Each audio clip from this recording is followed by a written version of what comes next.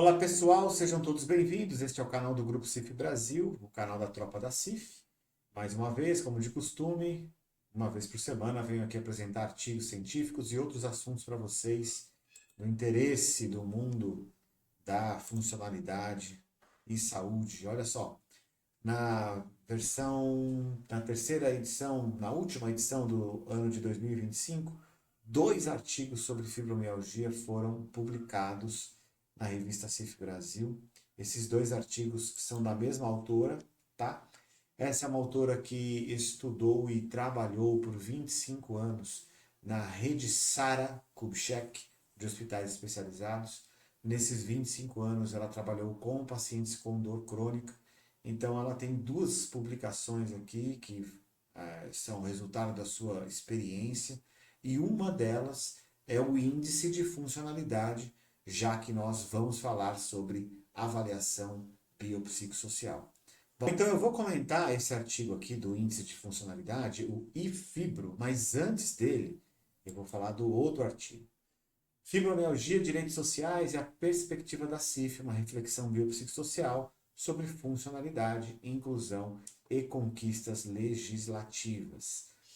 Veja, esse artigo aqui, claro, é um artigo de opinião, mas também com base numa revisão da literatura a respeito de fibromialgia, correlacionando com a classificação internacional de funcionalidade e as suas potencialidades. Como a gente sabe, tudo em saúde hoje, quando se trata de codificação, você que é profissional da saúde precisa usar as pelo menos duas classificações, que são CID e CIF, nas suas versões mais atualizadas e em uso nos países. Eu sei que existe um certo desequilíbrio, alguns países usam versões mais avançadas, outros ainda usam versões antigas, mas aquela que no seu país é a principal. Aqui ela faz, a autora faz uma revisão, né, da legislação e é um histórico muito interessante, embora ela não vá ainda até o final, mas é bom para que você conheça todo o histórico, né? Ela não vai até o final por não chegar na lei de 2025, tá bom? Embora esse artigo tenha sido publicado em 2025, todo o caminho percorrido para ele demora alguns meses. Então, na verdade, ele foi escrito antes da publicação da lei, até ser aprovado e tudo aqui, né? Tem uma certa demora, mas para você que estuda, para você que quer saber mais, né, sobre a CIF, o histórico da legislação, como é que tudo aconteceu, esse artigo aqui é muito interessante. Eu sempre faço a leitura da conclusão ou das considerações finais e vou fazer aqui também. A fibromialgia, ao escancarar as lacunas do sistema de proteção social brasileiro, expõe a urgência de uma reestruturação das políticas de saúde, previdência e assistência. A recusa em reconhecer a complexidade da síndrome não é apenas uma falha técnica, mas uma violação de direitos sociais fundamentais, que compromete a dignidade humana. A aplicação consistente da CIF, e aqui tem uma coisa importante, porque como não há um marcador biológico, como há dificuldade de esclarecer a situação de uma pessoa com fibromialgia, que muitas vezes não tem apenas fibromialgia, né? Usando só a CIF, só a CID, você precisa de uma classificação que realmente descreva a situação da pessoa. Então, inclusive em um laudo de avaliação biopsicossocial, o mais importante são os códigos da CIF e não os códigos da CID, né? A aplicação consistente da CIF, e aqui nem estamos falando de, ela não está falando de um instrumento baseado na CIF, mas na CIF, né? Ou de instrumentos baseados nessa classificação, aí ela foi para o outro lado, associada à mobilização dos movimentos sociais e ao avanço legislativo, constitui um passo essencial para romper com a lógica excludente que molda o acesso a benefícios e serviços. Entretanto, sem uma cultura que valorize a funcionalidade e sem diretrizes unificadas em todo o país, os avanços permanecerão limitados. Nem seria necessário, gente, ter uma legislação específica, né? Senão a gente vai ter que ter uma lei para cada condição, né? Uma lei para fibromialgia, uma lei para visão monocular, uma lei para deficiência auditiva. Infelizmente, o Brasil está indo por esse caminho, significa que os legisladores brasileiros não entenderam o que aconteceu na Organização Mundial da Saúde, não compreenderam a CIF, não entenderam nada sobre a abordagem biopsicossocial e essas leis acabam sendo uma saída, né? Mas elas não seriam necessárias, porque não é a doença, a condição, o código da CID que tem que determinar um benefício, um suporte, e sim a condição de funcionalidade da pessoa. Basta usar a CIF. O que vocês precisam fazer, legisladores, é propiciar que profissionais da saúde, da educação, do direito, conheçam e apliquem com habilidade a classificação internacional de funcionalidade. Engenheiros também, muita gente pode usar a CIF. É necessário promover políticas públicas que coloquem a pessoa no centro da avaliação, reconhecendo sua experiência de vida ou incapacidade como critério legítimo de análise. A luta das pessoas com fibromialgia, portanto, é uma luta não apenas pelo reconhecimento de suas condições por profissionais da saúde. Isso aqui é uma luta ingrata, mas é real, né? Mas também pela cidadania plena, justiça social e dignidade humana. Muito bom esse artigo, tá? Depois eu vou mostrar para vocês onde encontrá-lo. Gente, eu vou mostrar o mais importante do ponto de vista técnico, que é esse outro artigo da mesma autora, que construiu um índice para avaliação biopsicossocial. E aqui eu tenho alguns comentários, tá? Eu vou até colocar aqui, ó, a lei fibromialgia. A pessoa com fibromialgia é uma pessoa com deficiência? A resposta é depende. Não foi isso que a lei disse, tá? Vamos deixar isso aqui maior? Ela equipara a situação das pessoas que têm fibromialgia com pessoas com deficiência, desde que isso seja esclarecido na avaliação biopsicossocial. Tá? Ó. A equiparação, eu estou aqui na lei 15.176, que não é abordada no primeiro artigo, tá? Mas veja o que ela diz aqui, ó. A equiparação da pessoa acometida pelas doenças que estão aqui no artigo 1, e aí eu já vou lembrar aqui para vocês, ó, fibromialgia, fadiga crônica, síndrome complexa de dor regional e outras doenças correlatas. Então, estou falando disso. A equiparação dessas pessoas, a pessoa com deficiência, fica condicionada à realização de avaliação biopsicossocial por equipe multiprofissional e interdisciplinar. Tá certo? Que é o que diz o artigo 2º da Lei 13.146. Então, a verdade é que não existe mudança. Aqui está dizendo, precisa cumprir a lei brasileira de inclusão, que ela já era suficiente. Por outro lado, tem uma vantagem de ter a lei para as pessoas com fibromialgia, porque chama atenção. E infelizmente a lei brasileira de inclusão não, ela existe, mas não é aplicada. As pessoas não compreendem que não era necessário você ter uma lei para cada condição. Mas, vamos dizer, chama atenção e tem outras coisas que essa lei aborda também aqui, que reforçam aquilo que já existia antes. Atendimento multidisciplinar. Em tese, todo mundo no SUS já tem isso, né? Mas, por chamar a atenção, ela acaba sendo importante também. E aqui eu preciso, antes de falar do artigo, lembrar vocês de umas coisas que as pessoas falam. Biopsicossocial não significa médico, psicólogo e assistente social, tá, gente? Não significa isso. Biopsicossocial é uma abordagem. Abordagem. É um jeito de falar, uma forma de escrever, uma maneira de pensar. Isso é biopsicossocial. Não tem relação com o profissional. Aqui, em alguns casos, quem tem fibromialgia, quais são os profissionais? Depende. Naturalmente, você vai ter, por exemplo, um médico reumatologista dentro dessa equipe. Muitas pessoas com fibromialgia, a maioria delas, né? Muitas delas são acompanhadas por psicólogos. Eles também fazem parte. Mas isso eu estou falando da inclusão na reserva legal, de acordo com a Lei 8.213 de 91, que estabelece um percentual de reserva para reabilitados e pessoas com deficiência. O médico do trabalho não vai fazer parte disso? Por que não? Fisioterapeutas não fazem parte disso? Eventualmente, nutricionistas não fazem parte disso? Então, quem são os profissionais? Depende de cada caso.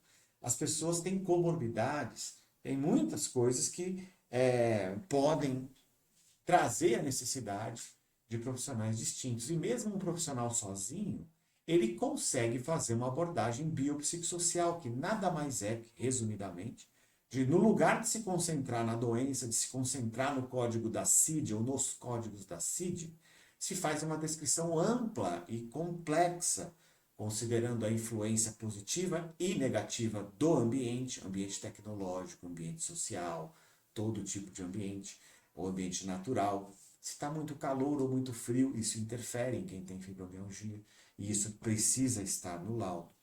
A restrição da participação, o que a pessoa perdeu na vida por causa do problema ou por causa do próprio tratamento, tá? Interrelações pessoais, a vida comunitária, social e cívica, essas coisas precisam constar no laudo. Quais são as limitações de atividade? De repente, até o cuidado pessoal está acometido. Não é só a mobilidade, mas o cuidado pessoal, a vida doméstica. E aí, às vezes, um profissional da saúde se concentra apenas nas limitações fisiológicas e anatômicas. É isso que não é para fazer. O que é para fazer é abordar todos os outros aspectos. Então, o profissional sozinho consegue fazer uma abordagem biopsicossocial, mas a lei diz que tem que ser multiprofissional e interdisciplinar. Então, é melhor que ele não esteja só. Dois é melhor do que um. Profissionais de diferentes áreas vão descrever melhor a situação de uma pessoa. Mas não está prescrito em nenhum lugar quais são os profissionais, porque não se pode prescrever isso. Cada caso é um caso, cada caso concreto tem a sua necessidade. Eu vou mostrar aqui na CIF mesmo. Vou abrir aqui. A CIF do Brasil, eu vou escrever a palavra biopsicossocial. Ela aparece 2 vezes, tá vendo? 2 vezes ali em cima, pode ver, ó. Vamos lá, uma vez aqui no índice emissivo e outra vez durante o texto. A palavra biopsicossocial na CIF aparece só 2 vezes. E não aparece modelo biopsicossocial, não aparece avaliação biopsicossocial. Essa é uma expressão que não está errada, mas é inventada aqui no Brasil. Parece que a avaliação biopsicossocial é um formulário que se preenche e resolve a situação de alguém. Não, isso não é verdade. Tomem cuidado. Existem instrumentos baseados na CIF com as suas aplicações específicas, mas não se resume. O profissional tem que conhecer a CIF. E existem vários instrumentos, inclusive específicos, para cada tipo de caso. Por exemplo, nós temos o Model Disability Survey, que é um inquérito de saúde baseado na CIF. Nós temos a RUDAS, né, o World Health Organization Disability Assessment Schedule, que é uma escala. Pode servir também no âmbito populacional ou individual. Nós temos a tabela ESC para medir incapacidade laborativa.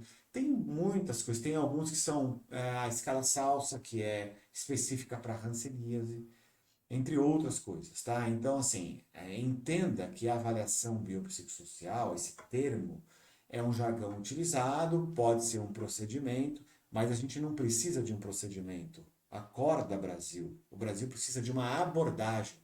Tudo o que se fizer em saúde é pela abordagem biopsicossocial. É essa mudança que tem que ser feita. Não é criar um formulário e achar que as coisas estão resolvidas. Olha o que está escrito na CIF aí. A CIF baseia-se em uma integração desses 2 modelos opostos, que é aquele modelo 1, focado apenas na doença, e o modelo 2, focado apenas no social. Uma abordagem biopsicossocial é utilizada para se obter a integração das várias perspectivas da funcionalidade. Assim, a CIF tenta chegar a uma síntese que ofereça uma visão coerente das diferentes dimensões da saúde sob uma perspectiva biológica, individual e social. Muito bem, agora que você já sabe o que é biopsicossocial, vamos para o artigo, o IFIBRO. Aí na tela, o artigo de Fernanda Tomás. Olha só, qual é a intenção desse artigo? A intenção desse artigo é cobrir o que está escrito nessa lei. Ó. A equiparação fica condicionada à realização de uma avaliação biopsicossocial por equipe, certo? Vamos lá.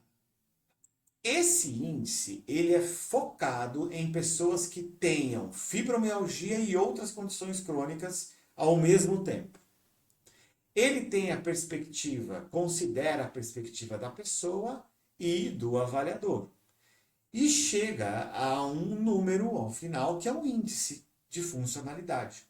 Então, a pessoa pode ter plena funcionalidade ou pode perder funcionalidade. E aí, se ela perde o suficiente para ser equiparada, para você perceber que são necessárias alterações no ambiente, que ela está restrita da participação, que ela tem limitações de atividade e que ela precisa de benefícios sociais, então você vai decidir isso usando o índice. Ele é específico para isso. Esse que é o objetivo. É óbvio que eu não vou apresentar tudo isso aqui na integralidade, tá? Eu vou mostrar para vocês onde vocês encontram esses artigos. Mas ela fez aqui uma revisão teórica e normativa, falou sobre a CIF, né? Estão aí os componentes da CIF colocados com dedicação, falou sobre o processo de construção do questionário. É óbvio que todo questionário também vai passar por um processo de validação e isso tudo está em andamento. Já existe essa versão, que é a versão preliminar, e mais uma vez, como de costume, eu vou fazer a leitura da conclusão desse artigo. Ele está até aqui embaixo, ó. Ele tem aqui, ó, o questionário, as fórmulas, todas estão aqui, é muito interessante mesmo o IFIBRO. Então, o IFIBRO foi desenvolvido como uma ferramenta padronizada, objetiva e alinhada com a CIF, oferecendo um modelo aplicável tanto na prática clínica quanto em avaliações periciais. Sua estrutura permite tornar mensurável aquilo que historicamente permaneceu invisível. O problema maior das pessoas que têm fibromialgia é a invisibilidade, que tem qualquer condição crônica, né? É a invisibilidade. Às vezes, você mesmo com um marcador biológico não consegue mensurar as limitações, não consegue mensurar as restrições. Ou muitas vezes você tem que usar diversos instrumentos para chegar a isso. Não é que não existem instrumentos, tá? Existem instrumentos sim. Só que diante de toda essa complexidade, o uso do IFIBRO reduz isso para um instrumento que cuida desse aspecto de forma especialista, né? De forma especializada. E é claro que uma pessoa que vai fazer uma avaliação, vai receber um parecer técnico, judicial ou passar por uma perícia, o perito, o profissional, ele é livre, tem autonomia para escolher os melhores instrumentos que ele achar que devem ser aplicados naquele caso. O IFIBRO é uma opção que a autora considera a maior e melhor opção. Tá? Então ele está na mesa para que as pessoas conheçam e façam uso dele. Ou seja, possibilitar a identificação, quantificação e valoração da funcionalidade ou de sua perda. Reconhece-se que futuras versões poderão ser aprimoradas, como todo instrumento, na verdade, sendo recomendável a avaliação do instrumento por um painel profissional para ajustes de clareza, consistência, aplicabilidade e validação externa. A consolidação do IFIBRO tem potencial para contribuir significativamente para a redução das desigualdades vivenciadas por pacientes com fibromialgia, qualificando a avaliação da incapacidade, respaldando decisões jurídicas e promovendo maior equidade no acesso a direitos sociais em consonância com o princípio da dignidade humana. Lembrem-se vocês todos, a incapacidade não foi erradicada do mundo. Pelo contrário, ela continua existindo, nós não podemos fechar os olhos e dizer que ela não existe e substituir por outras palavras. Tá certo? A incapacidade existe, é o contrário de funcionalidade, a perda de funcionalidade é incapacidade, e quando você se livra da incapacidade, você ganha funcionalidade. Tá? Por isso que o título da classificação é o título que ela tem. Tá bom? Um abraço para vocês. Antes de terminar o vídeo, eu tenho que mostrar como que você encontra a revista, né? CIF, caso você queira ter esses artigos e outros. A revista existe desde 2014, a revista CIF Brasil, só publicando artigos sobre a CIF. Como é que você adquire, como é que você assina? Eu entrei aqui num site de buscas e vou escrever revista CIF Brasil, assinatura, é na Hotmart, tá? Como escreve aí Hotmart. Hotmart, tá? E você encontra aí no primeiro, a revista CIF Brasil, a assinatura, tem um preço muito acessível, você tem acesso a todas as edições desde 2014 e também as edições futuras, né? Isso aqui fica no seu painel da Hotmart e sempre que artigos novos, edições novas forem colocadas, vocês também têm acesso a ela. Tá aqui o ISBN, tá aqui o blog da revista, tá? Tá aqui o Qualis da revista, tá? Você pode pesquisar aqui nesse site, tá bom? Ela, aqui do ano de 2026, o Qualis dela é B3. E ela está à disposição de vocês todos, especialmente profissionais da saúde. Assim, um abraço e até o nosso próximo encontro.